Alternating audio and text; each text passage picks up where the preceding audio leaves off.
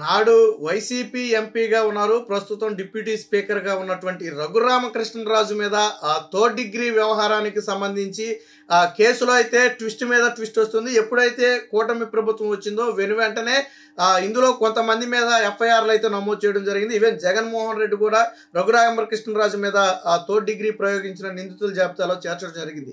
నాడు ఇంటెలిజెన్స్ చీఫ్గా ఉన్నటువంటి సీతారామాంజనేయులు కానివ్వండి, నాడు సిఐడి డీజీగా ఉన్నటువంటి సునీల్ కుమార్ కానివ్వండి, ఇప్పుడు అరెస్ట్ అయ్యి ఆల్రెడీ జైల్లో ఉన్నటువంటి అడిషనల్ ఎస్పీ విజయపాల్ కానివ్వండి, ఇంకొక సిఐ కానివ్వండి, ఇలాగా ఒక న్యాయమూర్తి కానివ్వండి, అలాగే ప్రభావతి నాడు ఏదైతే రఘురామకృష్ణరాజు కాళ్లకు గాయాలు ఉన్నప్పటికీ లేవని చెప్పి తప్పుడు నివేదిక ఇచ్చినటువంటి నాడు జీజీహెచ్ సూపరింటెండెంట్ అనుకుంటా మేబీ ప్రభావతి కానివ్వండి, వీరందరి పేర్లను ఆల్రెడీ ఎఫ్ఐఆర్లో చేర్చడం జరిగింది. అందులో విజయపాల్ నాడు విచారణ అధికారిగా ఉన్న విజయపాల్ని అరెస్ట్ చేశారు, విచారిస్తున్నారు, మనందరికీ తెలిసిన విషయమే. అయితే ఈ కేసులో ఒక కొత్త ట్విస్ట్ ఏంటంటే, ఒక ప్రైవేటు వ్యక్తికి తొలిసారిగా పోలీసులు అయితే నోటీసులు ఇవ్వడం జరిగింది. తులసి అనే ఒక ప్రైవేట్ వ్యక్తికి అయితే తాజాగా నోటీసులు అయితే ఇచ్చినట్టుగా తెలుస్తుంది. అసలు ఎవరి తులసి, ఎందుకు ఈ వ్యక్తికి నోటీసులు ఇచ్చారంటే, మనం గతంలో రఘురామకృష్ణరాజు తన పిటిషన్లో చెప్పింది కానివ్వండి, లేదా ముఖ్యమంత్రి చంద్రబాబు గారికి చెప్పిన విషయం కానివ్వండి, మనం ఒకసారి పరిశీలిస్తే ఒక థర్డ్ పర్సన్ తన గుండెల మీద కూర్చుని బలంగా బాదాడు, గుండెల మీద కూర్చుని తనను ఇబ్బంది పెట్టాడని చెప్పి తన స్టేట్మెంట్లు అయితే ఉంది. వాళ్ళు పోలీసులు అంటే కాదని చెప్పి ఆయనే చెప్పాడు. స్వయంగా ఆ వ్యక్తిని చూస్తే నేను గుర్తుపడతానని కూడా రఘురామకృష్ణరాజు చెప్పడం జరిగింది. సో ఎవరా థర్డ్ పర్సన్, ఎవరా రఘురామకృష్ణరాజు గుండెల మీద కూర్చుని బలంగా బాధిన వ్యక్తి ఎవరా అని విచారిస్తే వాస్తవానికి ఫస్ట్లో ఏంటంటే అలాంటి థర్డ్ పర్సన్ లోనకు వచ్చే అవకాశం లేదని పోలీసులు కూడా భావించారు. కానీ ఎప్పుడైతే సీసీటీవీ ఫుటేజ్లు మొత్తం కూడా పరిశీలించారో అప్పుడు ఒక థర్డ్ పర్సన్ లోనకు వచ్చినట్టుగా చాలా స్పష్టంగా సీసీటీవీ ఫుటేజ్లో అయితే అర్థమైంది. సీసీటీవీ ఫుటేజ్ ఆధారంగానే ఈ తులసి అనే వ్యక్తికి అయితే ఒంగోలు ఎస్పీ గారు అయితే నోటీసులు ఇవ్వడం జరిగింది.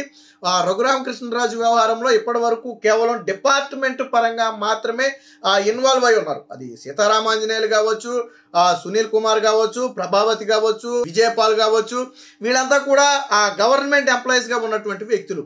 సో వీళ్ళ మీద మాత్రమే సాగినటువంటి ఈ కేసు ఫస్ట్ టైం ఒక వ్యక్తి మీదకైతే వెళ్ళింది.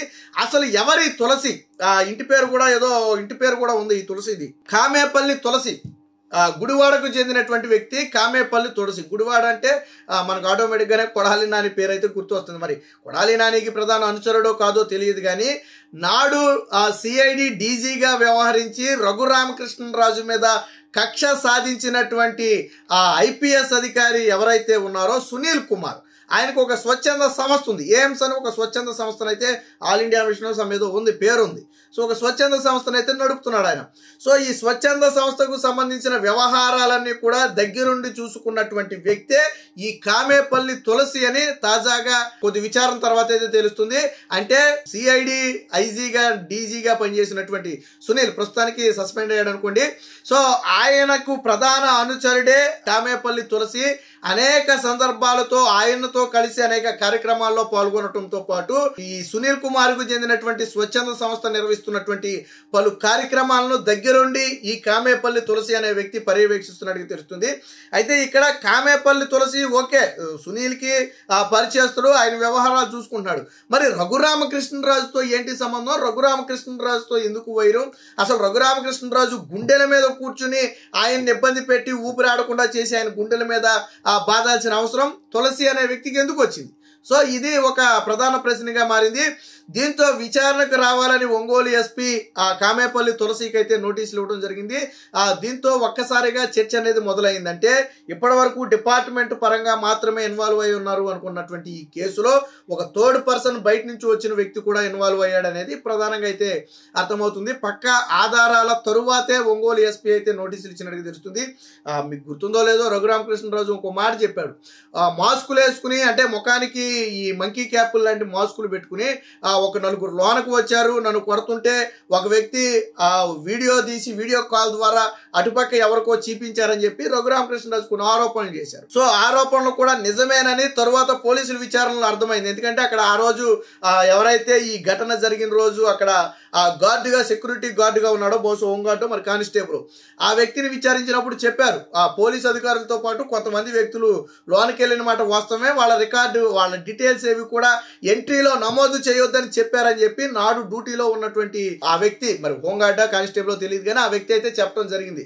దీంతో ఒక నిర్ధారణకు వచ్చారు. అంటే రఘురామకృష్ణరాజుని విచారిస్తున్నటువంటి ప్లేసుకి కొంతమంది ప్రైవేటు వ్యక్తులు వెళ్ళారని ఆ రోజు పోలీసులు నిర్ధారణకు వచ్చారు. అయితే ఎవరా నలుగురు అనేది ఇప్పటి వరకు తేలలేదు. ఎవరా నలుగురు, అందులో వీడియో కాల్ చేసుంటే, ఒకవేళ చేశారు అని చెప్తున్నారు, ఒకవేళ చేసుంటే ఎవరికి చేశారు, ఎవరు చేయమంటే చేశారు, ఇలాంటి అనేక ప్రశ్నలకు సమాధానం దొరకాల్సి ఉంది. దీని మీదే ప్రధానంగా విజయపాల్ని విచారించింది కూడా అందుకే. ఎందుకంటే నాడు ఈ రఘురామకృష్ణరాజు కేసుని విచారణ అధికారిగా ఉన్నటువంటి వ్యక్తే విజయపాల్.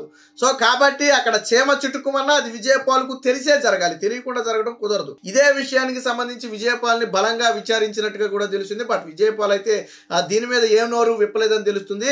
ఇప్పుడు ఈ ప్రైవేట్ వ్యక్తి అంటే ఈ తులసి ఏదైతే కామేపల్లి తులసి అని మనం చెప్పుకుంటున్నామో, ఒకవేళ ఈ వ్యక్తే ఆ నలుగురు మాస్కులతో ఉన్న వ్యక్తి అనేది కూడా అనుమానం కలుగుతుంది. బట్ ఈ వ్యక్తి మొహాన్ని రఘురామకృష్ణరాజు నేను చూశాను, ఆ వ్యక్తిని చూస్తే నేను గుర్తుపడతానని చెప్పి రఘురామకృష్ణరాజు పోలీసులకు ఇచ్చినటువంటి ఆ ఫిర్యాదులో కూడా ఉంది. అందుకనే అసలు కమ్మేపల్లి తులసి అనే వ్యక్తి ఆ వ్యక్తేనా, అది రఘురామకృష్ణరాజు కన్ఫర్మ్ చేయాల్సి ఉంది. ఒకవేళ రఘురామకృష్ణరాజు కన్ఫర్మ్ చేసి ఆ వ్యక్తేనని నిర్ధారిస్తే ఖచ్చితంగా కామేపల్లి తులసిని కూడా అదుపులోకి తీసుకుని విచారించే అవకాశం ఉంది. దాంతో మరికొన్ని వివరాలు బయటకు రావచ్చు. ఎందుకంటే ఒక థర్డ్ పర్సన్ పోలీసుల ఇంట్రాగేషన్ జరుగుతున్నటువంటి ప్లేస్కి ఎలా వెళ్ళాడు, అందులోనూ ఇంట్రాగేషన్ ఒక ఎంపీకి సంబంధించినటువంటి జరుగుతున్నటువంటి వ్యక్తి. సో అత్యంత రహస్యంగా జరగాల్సినటువంటి ఇంట్రాగేషన్ వ్యవహారం అది. మరి ఆ ప్లేస్లోకి ఈ వ్యక్తి ఎందుకు వెళ్ళాడు, ఎందుకు రఘురామకృష్ణరాజు గుండెల మీద కూర్చుని ఆయనకి ఊపిరి ఆడకుండా చేశాడు? సో దీనికి సంబంధించి సమాధానాలు దొరకాలి అంటే కామేపల్లి తులసి అనే వ్యక్తి విచారణకు రావాలి. మరి విచారణకు వస్తాడా లేదా కోర్టుకు వెళ్ళి తప్పించుకుని తిరిగే ప్రయత్నం చేస్తాడా ప్రస్తుతానికి తెలియదు కానీ, బట్ ఒక ప్రైవేటు వ్యక్తికి నోటీసులు ఇవ్వటం అనేది ఆ రఘురామకృష్ణరాజు కేసులో అయితే ఒక ట్విస్ట్ అని చెప్పుకోవచ్చు. ఒకవేళ కామేపల్లి తులసి కన్నా నిజంగా ఆ రోజు లోనకు వెళ్ళి ఉంటే ఆయన నోరు విప్పితే మరికొంతమంది మెడకు ఉచ్చు బిగుసుకునే అవకాశం ఉంది. అయితే ప్రధానంగా పొలిటికల్ సంబంధాలు ఏమైనా ఉన్నాయా అనే కోణంలో కూడా అయితే ఆ పోలీసులు అయితే విచారిస్తున్నారు. సిఐడి సునీల్కి ప్రధాన అనుచరుడు అనేది మాత్రం స్పష్టంగా తెలుస్తున్నటువంటి మాట. మరి సిఐడి సునీల్ కావాలని ఈ వ్యక్తిని తీసుకెళ్లి రఘురామకృష్ణరాజుని ఇబ్బంది పెట్టించాలన్నా అన్న ప్రయత్నం చేశారంటే గుండెల మీద కూర్చుని బాధటానికో లేదా రఘురామకృష్ణరాజు చిత్రహింసలు చేయటానికో, ఒకవేళ కామేపల్లి తులసి అనే వ్యక్తిని సిఐడి సునీల్ ఏమన్నా యూజ్ చేసుకున్నాడా అనేది అనుమానం. అది రేపు విచారణలో తేలాలి. ఏది ఏమైనా మొత్తానికి రఘురామకృష్ణరాజు వ్యవహారంలో ఒక ప్రైవేటు వ్యక్తికి నోటీసులు ఇవ్వడంతో ఇప్పుడు రాష్ట్రం మొత్తం కూడా మరొకసారి ఇది చర్చనీయాంశంగా మారింది. ముఖ్యంగా వైసీపీ వర్గాల వెన్నులో వణుకు మొదలైంది.